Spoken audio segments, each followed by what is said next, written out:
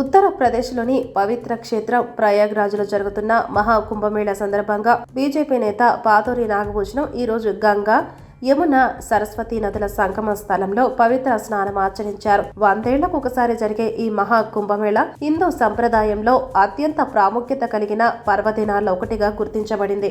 ఈ మహోత్సవానికి లక్షలాది మంది భక్తులు హాజరవుతుండగా వివిధ ప్రాంతాల నుండి వచ్చిన సన్యాసులు, పూజారులు, రాజకీయ నాయకులు, భక్తులు పుణ్యస్నానం ఆచరిస్తూ తమ ఆధ్యాత్మిక ప్రయాణాన్ని కొనసాగిస్తున్నారు.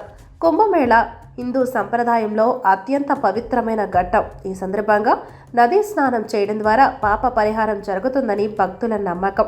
మహాకుంభమేళా సమయంలో నదీ స్నానం, పూజలు, హోమాలు, యాగాలు నిర్వహించడం ప్రత్యేక విశిష్టత కలిగింది.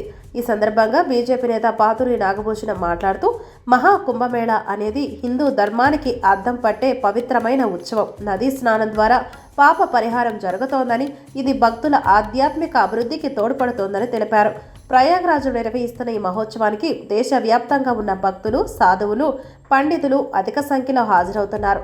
ప్రభుత్వం పటిష్టమైన భద్రతా ఏర్పాట్లు చేసి భక్తుల కోసం ప్రత్యేక రవాణా, వసతి సౌకర్యాలను అందుబాటులోకి తీసుకువచ్చింది.